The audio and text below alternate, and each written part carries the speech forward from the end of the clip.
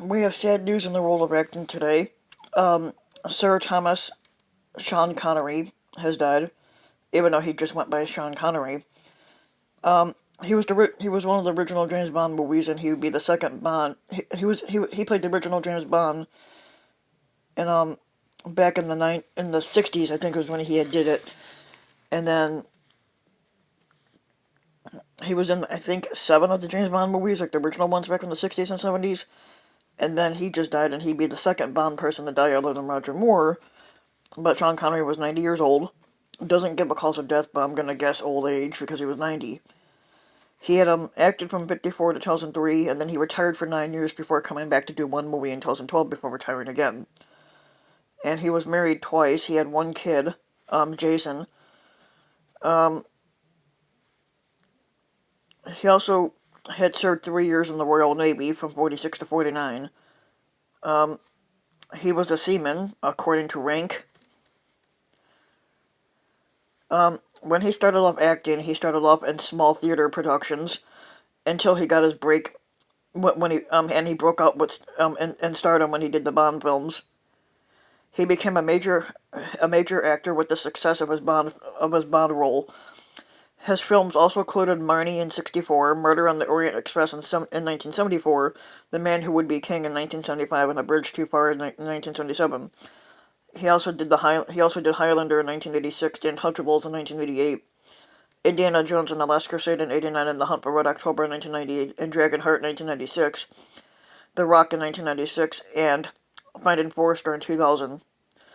In 2006, Connery had retired from acting. Among Connery's achievements, it includes one Academy Award, two BAFTA Awards, one being a BAFTA Academy Fellowship Award, and three Golden Globes, including a Cecil B. DeMille Award and a Henrietta Award. I'm not sure what the Henrietta Award is.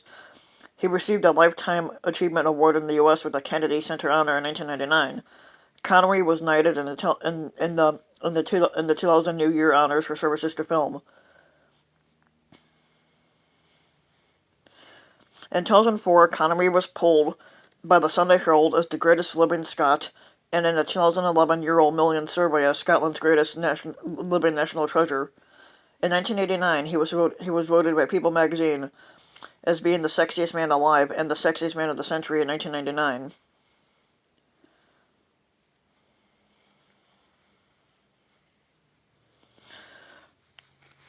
Um, Sean Connery was born Thomas Sean Connery, and he was named Thomas after his grandbrother, who was born in Fountain Bridge, Edinburgh, and it says, and Sean Connery was born in Scotland, in Edinburgh, Scotland, on August 25th, 1930. His mother, Effie, was a cleaning woman, and she was the daughter of Neil McLean and Helen Forbes Ross, and was named after her fathers. Um, and she was named after her father's mother. Um, Even though they called her Effie before, her name was Euphema. Connery's father, Joseph, was a factory worker and a driver, like a lorry driver. His paternal grandfather's parents emigrated to Scotland from Ireland in the mid in the mid 19th century. The remainder of his family are of Scottish descent, and his maternal grandparents were native Scottish Gaelic speakers.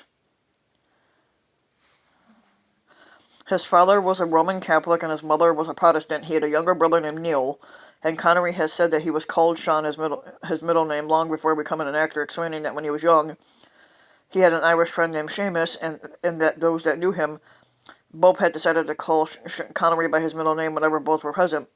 He was generally referred to his youth. When he was younger, he was referred to as Tommy, although he was primarily even though he was small in primary school. He grew rapidly at the age of 12, reaching the height of 6'3" by the age of 18. He was known during his teen years as Big Tam, and has stated that he lost. That's funny. And Sean Connery had claimed, because they do it differently in their countries, he said that he had sex for the first time when he was 14 with an adult woman. Before Connery got his break in acting, He started off as a milkman. In 1946, at the age of 16, Connery had joined the Navy, at least the Royal Navy, during which time he acquired two tattoos, of which his official website says, unlike many tattoos, his were not frivolous. His tattoos reflect two of his lifelong commitments: his family and Scotland. One tattoo is a tribute to his parents and reads Mum and Dad, and the other is self-explanatory: Scotland forever. He trained in Portsmouth at the Navy Gunnery School and in an anti-aircraft crew. He was later assigned as an able seaman on HMS Formidable. Connery was later discharged from the Navy at the age of 19 on medical grounds because of an ulcer, a condition that affected most of the males in previous generations of his family. Afterwards, he returned to the co-op, then worked as, among other things, a lorry driver, a lifeguard at Portobello swimming baths, a laborer, an artist's model for the Edinburgh College of Art, and after a suggestion by former Mr. Scotland, Archie Brennan, a coffin polisher. The modeling earned him 15 shillings an hour. Artist Richard DeMarco, at the time a student who painted several early pictures of Connery, described him as very straight, slightly shy, and too beautiful for words, a virtual Adonis. Connery, at the age of 18, began bodybuilding, and from 1951 he trained heavily with Ellington, who was a former gym instructor in the British Army.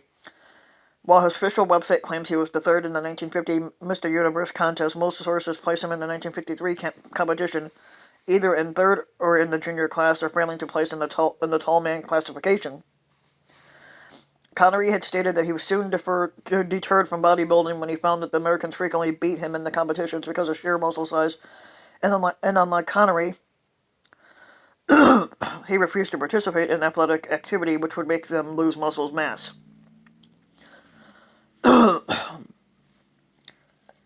Connery was a keen soccer player, even though they call it football out there, but he was very good at soccer. He did play for Bunny Rig Rose in his younger days, and he was offered a trial with Fast Fife.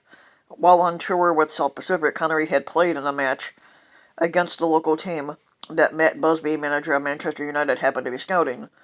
According to reports, Busby was impressed with his physical prowess and offered Connery a contract that was worth $25 a week, equivalent to $703 in 2019. I'm not sure what those numbers mean exactly when it comes to their amount of money.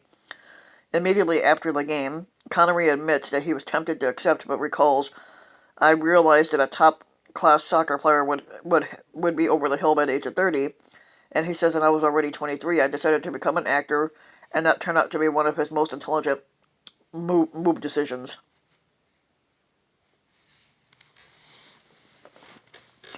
Seeking to supplement his income, Connery had had started out working backstage at the King's Theatre in late 1951, and he became interested in the proceedings, and a career was launched. During a bodybuilding competition that was held in London in 1953, one of the competitors mentioned that auditions were being held for a production of South Pacific, and Connery landed a small part as one of the CB's chorus boys. By the time the production reached Edinburgh, he had been given the part of Marine Corporal Hamilton Steves and was understudying two of the juvenile leads, and his salary was raised from 12 to 14 tens a week. The production returned the following year out of popular demand, and Connery was promoted to the featured role of Lieutenant Buzz Adams, which Larry Hagman had portrayed in the West End. While in Edinburgh, Connery was targeted by the Balder Gang, one of the most violent in the city.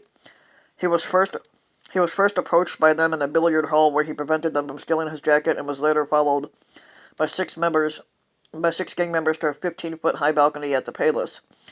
There, Connery launched an attack single-handedly against the gang members, grabbing one of them by the throat and another by the biceps, and cracked their heads together. From then on, he was treated with great respect by the gang and gained a reputation as a hard-earned man. In 1954, Connery had first met Michael Caine at a party during the production of South Pacific, and the two later became close friends. During the production of South Pacific at the Opera House, Manchester, over the Christmas period of 1954, Connery had developed a serious interest in theater through American actor Robert Henderson, who lent him copies of Henrik Ibsen, whose works Hedda Gabler, The Wild Duck, and When We Dead Awaken, and later listed works for the likes of Marcel Proust, Tolstoy, Ivan Turgenev, George Bernard Shaw, James Joyce, and William Shakespeare for him to digest. Henderson had urged Connery to take elocution lessons and got him parts in at the Maida Vale Theatre in London. He had already begun a film career, having been an extra in Herbert Wilcox's 1954 musical Lilacs in the Spring alongside Anna Nagel. Although Connery had secured several roles as extras, he was struggling to make ends meet and was forced to accept a part-time job as a babysitter for journalist Peter Noble and his actress wife Marianne, which earned him 10 shillings a night. He met Hollywood actress Shelley Winters one night at Noble's house, who described Connery as one of the tallest and most charming and masculine Scotsmen she'd ever seen, and later spent many evenings with the Connery brothers drinking alcohol.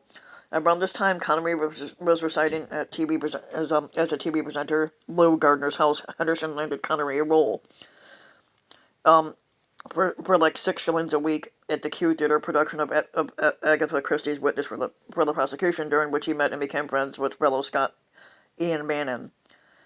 This role was followed by Point of Departure, which in time at Q, a role as Pentheus opposite to Yvonne Mitchell in the Bakashi at the Oxford Playhouse, and a role opposite Jill Bennett in Eugene O'Neill's production of Anna Christie.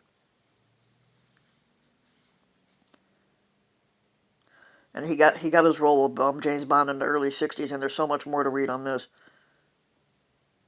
Oh yeah, here we go.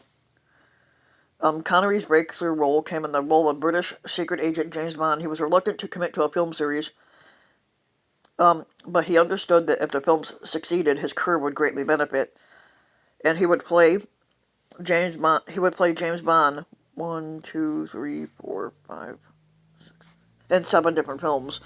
The first one was Doctor No in 1962. That was the first Bond movie that he did.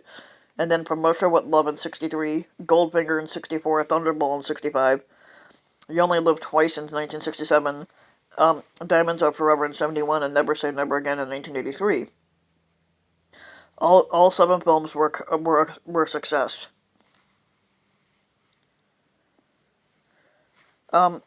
He also, because he played the character James Bond, Connery was selected as the 3rd greatest hero in cinema history by the American Film Institute for those roles.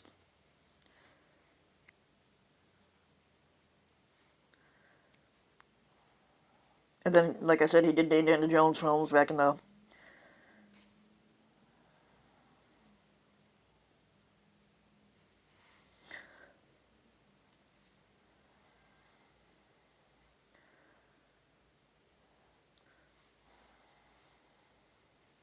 His son Jason also became an actor. I would have to look up his name and see what he's done in films, but that's really about all I can say there.